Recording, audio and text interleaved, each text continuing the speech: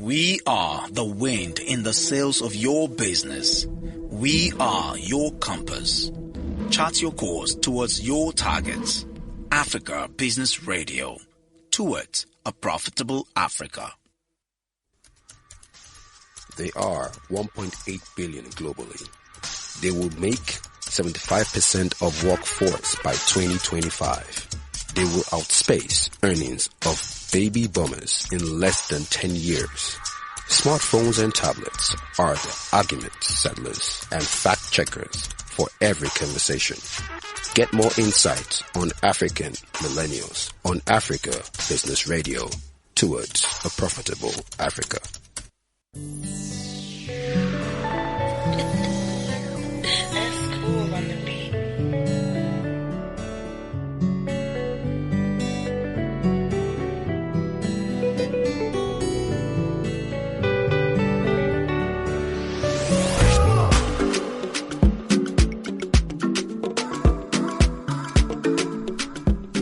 The month of May has been a very, very interesting month. I'm sure it's the same thing for everybody here. I mean, the conversation also from the last guest last week has really, really put me in an interesting mood, over the weekend, at the beginning of the weekend. Yep, I think the conversation we're going to be having today also, flows into what we had with Mofeade, last week. And yep, House Rules, it's the African Millennial Radio Show on Africa Business Radio, and it's Tommy Wale. And yes, again, I have another very, very, very interesting and brilliant guest on the show. How are we doing though? How's everyone doing in Mali, in South Africa, in Ghana, in Senegal, in the UK, in the US? How's everyone doing in Mauritius? I don't know. I'm really, really interested in Mauritius lately.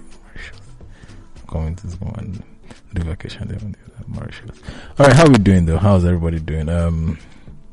My guest today is someone who I've known for many years now.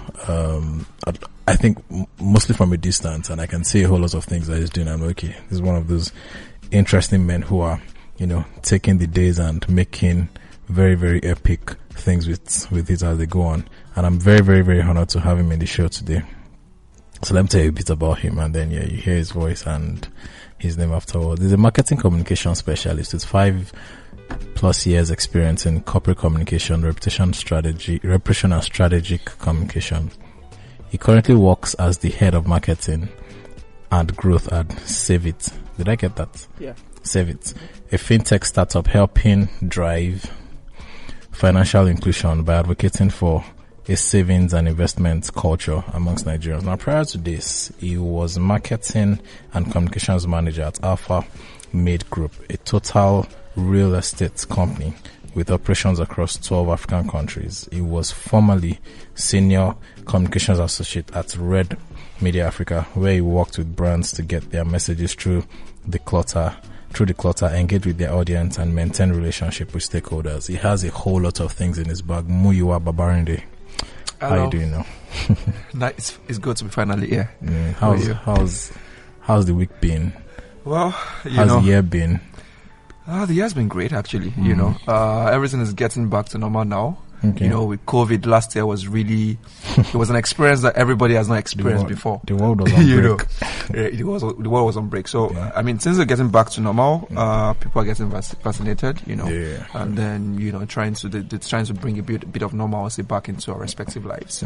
But the year has been great, just trying to make up for some of the lost time from last year. Because I remember it was around this time last year that COVID actually came into our reality. Reality. I think lockdown was end of March. Yeah, and then around this time we're all locked in. Yeah, we're all locked in, right? So I remember I was just talking to somebody this week that, quarantine, vaccination, masks, and all those words, they were not actually things that we could relate to as of February last year. But right now, you want to go out of your house and you're thinking, oh, my wallet, my keys, my phone. What's left? My marks, So it's quite interesting though, but it's been a great year and it's been a great week. Talking about masks, it's just advisable to have one in your pocket, one in the car. Just one different places. Then one for emergency. Exactly. So in case anything, okay, I have one going on here. And one of the things that I even just think this year is it looks slow, but it's very fast. It's May already. We were saying Happy New Year about 2 minutes ago. Sure.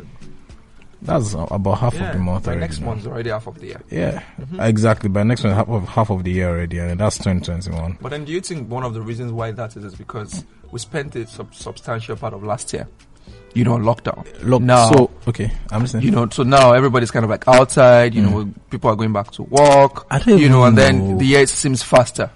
I don't even know. So I think people are trying to do things with caution. And then days are flying by. I don't know how to place it. It's like a The phenomenon, right? This dance used to the creep walk. So it goes forward, goes back. Like, I'm not sure you're trying. Yeah. Yeah, just now then look, all of a sudden it's almost June. Right. And I'm sure a whole lot of businesses too. I don't know.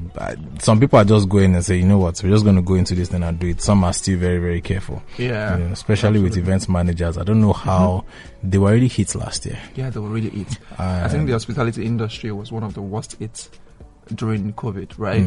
There was no way they could actually make revenue, like event centers. Everybody was home.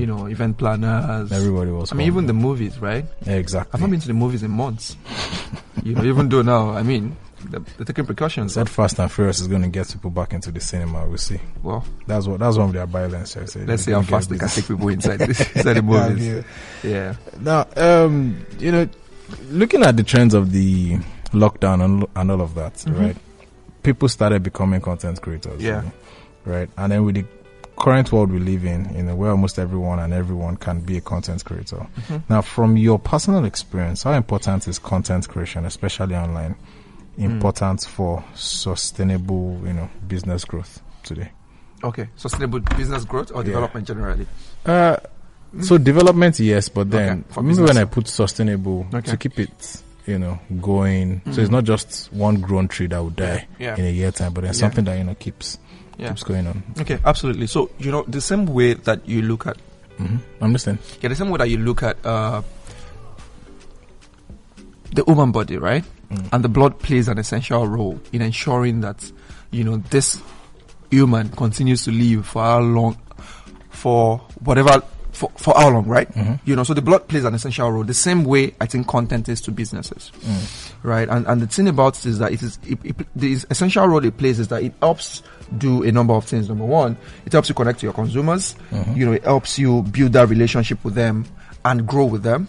It helps you also, find out some of the gaps in the marketplace, because the ability of a business to like you said, sustainability, right? To survive for long depends on its ability to meet the needs of the marketplace.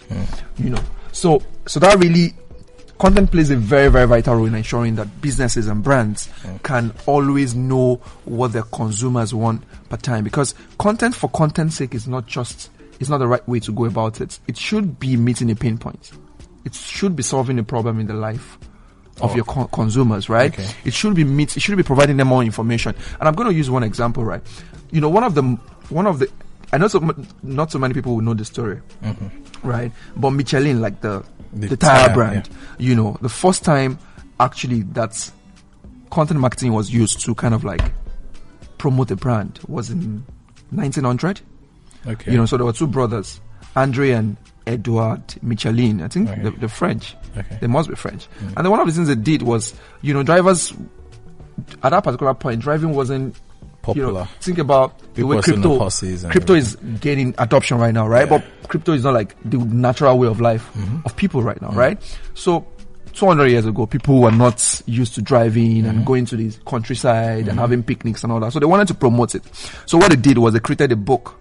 Interesting book. It was filled with all the places where all the sites you could see in France, all the places where you can buy gasoline, that's their own petrol, all the pharmacies where you can change a tire, where you can get it fixed, where to find a mechanic, where to stay overnight in an hotel if you travel, and then they distributed it nationwide. So now, what happened was that people found out that there was another reality that I can actually experience, and then people started driving. And then what that means is that if the demand for tires went from, I don't know, I'm just using layman term now, probably from 10 tons to 50 tons because more people are traveling, Michelin is going to win. So it's interesting, right? That was smart, actually. So that's one of the, and I think they had about They printed about 35,000 copies, even though there were only 3,000 cars in France at that time. You know, it helped create massive demand for cars. Massive demand. Actually, so that's the role that content really plays. So it's not just, oh, I want to create content for my consumers. No, what is it going to do what's the end game? Let me use the Avengers, you know, what's the end game? How many scenarios are you looking at, and what does it do for your business? And, you know, sometimes you have to be careful not to fall in love with your voice.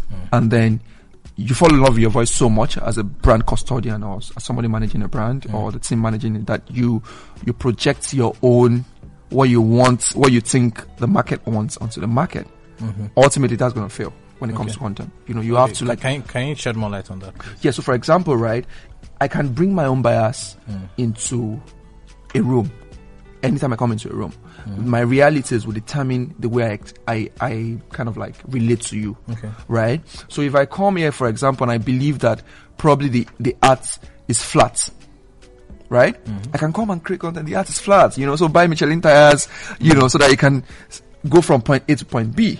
But then the world is actually round, you know, and then the consumers are like, what are you saying? What are you saying, right? So there has to be an understanding of what the reality is and how best you can meet them, right? So for example, I'll just a random example, maybe a pharmacy brand, right? And then, so I'm a, you know, middle class working professional. My needs will be different from the needs of somebody who is just in university, or a 50-year-old executive who is trying to, you know, who probably gets more tired than I do, you know, because he's more advanced in age. So when I'm creating content for that kind of brand now, for example, how do I create content to speak to the different segments of customers that we have to ensure that my business doesn't die? So I'm maximizing sales when it comes to people in the 20s, in the 30s. I'm maximizing sales when it comes to people in the 50s, right? So basically, that's what it means. Like, how do I look for the pain points of my customers across the different, you know, consumer groups that make up my own customer base, and how can I create content that meets them? So just like Michelin, I can increase demand massively and ensure that my brand that is alive today is alive tomorrow. Well, I mean, I'm enjoying this, and one of the things I can hear, you know, clearly is it has to solve a problem. You know, and then to the end of even increasing demand. You know, from the what's it called? From the target audience. Now, I want to ask a question. I always hear content creation. I see some pages and I'm like, are these people creating this content? Then I see more of curation. So, just an aside. What's the difference between content creation and content curation? Well, you know, so content creation is any activity that involves the process of creating some information that you want to pass to your customers, right? Curation is part of it, you know, is a subset of content creation, right? Because you can basically go and look for some content that's been created in the past by different individuals or institutions, organizations, and bring it back to your own audience to help them, you know, achieve whatever goal it is. So curation is basically a subset of the creation part, right? And it can play different roles. So for example, if I want to probably quote data about the world economy, right? I'm not going to go and create new data by myself. I have to cite probably like International Monetary Fund or the World Bank, right? You know, so that plays an active role in passing my message across to the consumer. So I need to look for the authorities in that field, right? If I want to probably create content as I'm managing an amusement park, right? And I want to talk about the importance of fun in ensuring that children can actually grow up to become, you know, well-rounded adults. I want to go and quote Disney, who has probably had, you know, hundreds of millions of rides in Disney parks all over the world, and link the importance, you know, of play to the growth of healthy children. Because I'm just going to use an example where we're in Lagos, you know, on a Wednesday, right? And there's some kids, unlike probably when we were growing up, they don't have, not so many kids have a lot of space to play around and ride their bicycles and, you know, just basically explore themselves. Now that they're old up in their houses, they're exposed to the internet, to mobile phones, you know, YouTube and the likes. So they don't play they're not as physically active as we were when we were growing up. So that's like a pain point, for example. Some parents might not know, but if I was managing an amusement park brand, or I might want to say, you might not have that space, to ensure that, or probably the world has changed, but it's important for you, yes, exactly, to help your children be physically active, because it helps. There was an article I read about a year ago about how I can't remember what research I was doing at that time, but that's actually what brought the example to me. Right, when children play, it helps them achieve higher cognitive ability. It helps them be stronger. It helps them be happier. Because that's why children, when you leave them in the place, I'm even thinking so. Even increases their interpersonal relationships. Exactly.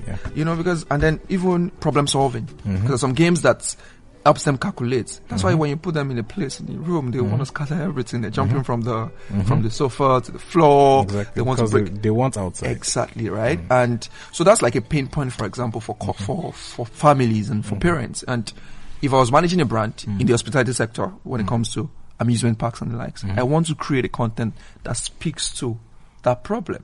To say, what, they can play in a fun way. They can let them play in a fun, safe way. Right. The name of the campaign will be "Let Them Play." Right. I mean, that's actually. So that by the time they're home, they're already tired. Exactly. And you can have your weekends to, have date nights with your wife and the likes. I remember growing up, we weren't allowed to go swimming. So I used to get jealous of some of my friends. I used to go swimming. Can you swim now? Then, no. Such a shame. Sorry, man. I tried to learn how to swim in uni. I did try to swim at uni, but then I heard that there were a couple of accidents at the same pool. So I said, I'm not doing. Okay, so my friends tell me then I used to go swim, and then when they get home, they are just exhausted. I just want to sleep. So this thing I just said now, about the kids getting and just sleeping. I can imagine that maybe that was a deliberate thing that their parents did for them.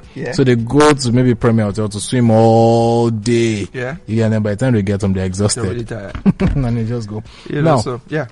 In content creation and then, for brands, I want to come from the point of organizations and then maybe individuals now and putting their things there. What challenges do you think someone who's trying to create content today could face with our reality in Africa? Well, so if you look at the challenges, so to speak, it's it really depends on the industry. Okay. Right, that you're trying to play. There's some industries that probably policy you can't really speak to some things, like probably the medical industry, pharmaceutical industry, right? For those kind of industries, what they can do is to tell stories about entirely different stories about, probably problem solving that they did at some particular point, right? So if I was a lawyer now, for example, I can't advertise, but I want to talk about how this guy probably lost, 100 million or a couple of 100 million in a deal because he didn't do due diligence by, I'm not even trying to talk about my brand. I'm just telling the story like I'm talking to you, my friend, right? So, different challenges, are faced by brands, but it depends on the specific industry that they're playing in as well. Another thing that some brands could also face is the lack of data, actually.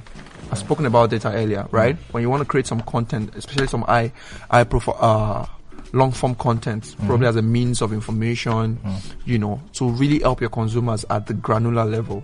You can't really find so much of that data, in the public, So, and I think that's like an African problem. I don't know if I'm speaking for the... No, you are. So we can't really say, for example, we had 300,000 people go to these resorts in Gambia or Benin, and they had this awesome experience, and this is the survey that was done for the 300,000 people, and they recommend probably the castle ride over the roller coaster. So some of those gaps exist, things, but when it comes to like in brands themselves, I mean, there should be enough pain points in your industry to be able to create stuff that will be useful to your consumers. Right. And then you can create. For example, I tell when I'm discussing with some of my industry colleagues, the couple there's some same type of content I engage with Nigerians, for example. And there are 4 types, right? There is the inspirational content, there's the aspirational content, there is the humorous content, and there's truth. So let me explain, right? Aspirational content. Nigerians, we love we want to have a better life, right? That's one of the reasons why religion thrives so much, right? Because a lot of people go to churches and mosques and all these places to like, I want to make it next tomorrow I wake up, and it's who we are as a nation, right? It's a cultural, fabric. We aspire for the better life. We want to live in bigger houses, bigger cars, better cars, and that's quite okay, right? So when brands create content that fits into that theme, Nigerians, they lap it up. Look at even some of the advertisement. Then for inspirational content as well, we love the grass to grace story. In Nigeria, we root for the underdog. In fact, a former presidential candidate actually ran using that model and inspirational content. I had no shoes, and became the president. Yeah. So, and that message reverberated from Port Harcourt to Benin, to Lagos, to Kano, right? Because Nigerians want somebody to just, if you look at some of the people that, in quotes, blow on social media, right? Probably like Olajumoke, probably a lady that was walking and somebody sees her like, oh, this guy can actually be, it's just aspirational, it's just inspirational. Oh, this lady was doing this, and then somebody took her from the streets and now she's modeling for GQ and the likes, right? So we respond to those kind of content. Humorous content. There's a reason why, and I think it's also a form of escapism for Nigerians and probably Africans for some of the problems that we are facing. So just those laugh. So Nigerians want to feel good. We want to, as I was coming here, there was crazy traffic, at a time when there shouldn't be traffic, so I was already a bit disturbed. And then, but maybe I'm in my car, I can watch a video on probably one of the leading platforms and just cool down and just feel good. And I'm ready to go on with my day, So, especially for probably low income earners, who, and you can hear the sound of generator from your neighbor, right? You just want to go into a different space, and that phone takes you to a different world. Absolutely. It just takes you from Lagos to wherever you want to be. You can actually be in Brazil, you can be in Marbella in Spain, you can be in Cairo in Egypt, just from your phone, right? So Nigerians respond to that. Then the final one is truth. Now, over the past couple of years, the world has become more sensitive, the world has become more inclusive, to different causes, and so Nigerians respond to that truth. So, for example, one of the rave of the moment, which should take center stage, rightly so, is equality. Gender equality and the need for women to be more in leadership positions, to be given their rights. I'm listening. So basically, right, that has kind of like led the conversation over the past few years. You have the Me Too. There's more focus on sexual harassment than ever before now. Ensuring that people actually behave in the right manner. Right. So for brands that are brave enough to jump on those conversations and actually actualize it, and because their consumers really care. But these are things that affect their daily life. When it comes to sexual harassment now, for example, there was a data that says that probably 1 in 4 lady in Nigeria has been harassed. So that's like, it's a problem, so, and it's a problem that we need everybody from government to policymakers to stakeholders, religious leaders to tackle it, right? I saw one clip online this week about some nursery school students or primary school, and they were singing one song that talks about, if you touch me in private, I'm going to tell my parents. Oh, and I feel that was really, really interesting, very good, because children are really, really, naive. They could be preyed on by predators, right? So that kind of campaign was really good. And if, for example, a brand feels, I'm confident enough to want to take a stand, to stand for my consumers and what they really care about. Because if somebody is abused when he or she was young, it could really affect the trajectory of that person's life for the next 20, 30 years. Absolutely. What that does is that the person doesn't fulfill potential to the max, and they can't even contribute to the development of the nation as a whole. So when the Nigerian government, for example, is looking at sexual harassment as a case study to say we want to invest in a communication campaign to reduce sexual harassment from maybe 50% that it is right now to 10% next year, the ROI for them is not just that alone, is that these people can become more responsible, more productive. They can become more productive, members of society in the years to come, right? So that's just it. Inspirational, aspirational, humorous, and the truth. Guys, are you getting schooled? Because I've always seen content creation as maybe something that, yes, you can plan it, right? Just look at your environment and see what happens. But I'm not sure I've really heard the many technical parts of it like this from you, especially the way you just broke down, creating content for Nigerians to the fore. That's inspirational, aspirational, humor, and truth. I mean, that's very, very important. I like the fact that I even brought up the data talk. It's very, very important. We're going to go into more. Let's have a short break and then we're back for more of this.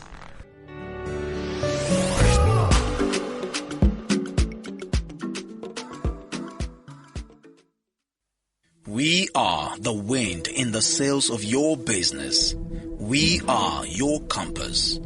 Chart your course towards your targets. Africa Business Radio. Towards a profitable Africa. They are 1.8 billion globally. They will make 75% of workforce by 2025. They will outspace earnings of baby boomers in less than 10 years. Smartphones and tablets are the argument settlers and fact checkers for every conversation. Get more insight on African millennials on Africa Business Radio. Towards a profitable Africa. That's cool on the beat.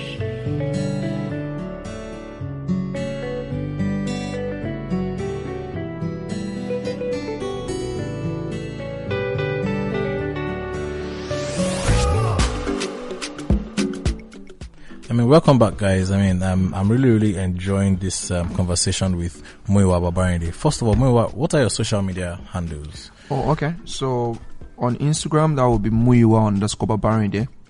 Okay. And on Twitter, on LinkedIn, Muyiwa Babarinde as well. But on Twitter, it's slightly different, and there's a story for that. Okay. So it's Muyi El Nino, right? El Nino. Yeah. Why so El Nino? That was my nickname when I was in secondary school. I was a good footballer, right? And I support Liverpool, the best team in England. Yeah. So, no. And then no, what? No. I'm a Man U fan. I'm not going to allow that slide. Okay, no problem. So, basically, not going to. El Nino, I was a good footballer when I was in secondary school. And why would you say this on this show? Oh God. Yes, as we were saying. Oh God. An Arsenal fan is talking. Oh God. Well, my hearts go out to them. There's a Chelsea fan being angry here. I saw one meme during the week. So they put the Arsenal team of 2004. Oh, this is Gunners and then unknown gunmen. One is Pep, one is Kekena Pep. What? Well, it's okay. Arsenal is the best team in England. Anyway, so El Nino, Fernando Torres was one of my best players then, and then I was giving that name. So Muyi El Nino, Muyielnino, right. on Twitter, and on Instagram, Muyiwa_Babarinde. Okay. Yeah. Okay, that's good. I don't know, man. We have just about 2 minutes to go on this, and I can't believe it's 30 minutes so fast. First of all, will you come back on the show, please? Oh, definitely. Okay, it good. Would be a pleasure. Okay, good. Yeah. Okay, good. Now, let me just throw this in. How important is it for organizations to actually improve on, or always check on what they've done before and improve on it? Well, because the world is not stopping for you. Okay. Right? So, there was something that Steve Jobs said. I can't remember the exact quote, but I'm going to paraphrase. When you go ahead and do something brilliant, go ahead and do something more brilliant. Oh, okay. Right? So when you do something really, really great that shapes the world or shapes your consumer's life, so to speak, or helps them become a better version of themselves or improve their productivity, whichever industry you're in, then go do something better than that the next time. So for example, I'll use the example of Steve Jobs before we round up. I know in 2001 when they were launching the iPods, they said 1 million songs in your pocket. Exactly. No. 1,000 songs in your pocket. Right? The iPod was transformative for people in the music industry. It was amazing from Walkman to iPod, right? But then it didn't really stop on that. Less than 10 years later, he launched the iPhone at a point whereby all the phones had QWERTY keypads and the likes of that, and then really changed the way phones were being created all over the world. Now, 2021, they launched, Apple Music, 1 million songs in your pocket, right? So the world is constantly evolving, and as businesses, even your content has to keep on changing because your consumers are improving, like their lives are changing as well. They're leaving university, they're getting jobs. From jobs, they're becoming senior managers. They're having different set of problems. So you have to meet them at that point as well. So that's it. I mean, that's very good. In fact, conversation we had last was about Gen Zs, and Mofadi really came with a whole lot of interesting insight on that. So you can imagine someone really just playing and thinking that millennials is the next thing. How many years time? Not knowing that some people are really, holding down conversations on the internet. I mean, guys, don't. We've come to the end of this episode. Not the end of the conversation with Muyiwa Babarinde, because I would really love to have him back in the studio sometime. So, of course, right after this, I'm sure you can go back to listen to this edition. Again, share it. Of course, check Spotify podcast, Google podcast, and Apple podcast. Just search the African Millennials, on it, and then share it to people you want to share it with. Don't forget to check out the African Millennial radio show on Instagram. That's THEAMRS, and also check out past episodes on Africa Business Radio. And on this note, I would say this wonderful Wednesday afternoon, get back to work, do things, enjoy the rest of the weekend. Yes, please stay safe. All right. Muyiwa, thanks for coming. Thank you very much, Tommy. Yeah, bye. It's been a pleasure.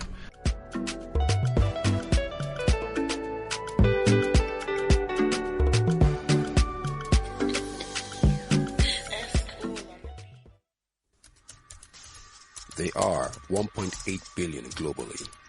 They would make 75% of workforce by 2025. They will outspace earnings of baby boomers in less than 10 years. Smartphones and tablets are the argument settlers and fact checkers for every conversation. Get more insights on African millennials on Africa Business Radio, towards a profitable Africa. We are the wind in the sails of your business. We are your compass. Chart your course towards your targets. Africa Business Radio, towards a profitable Africa.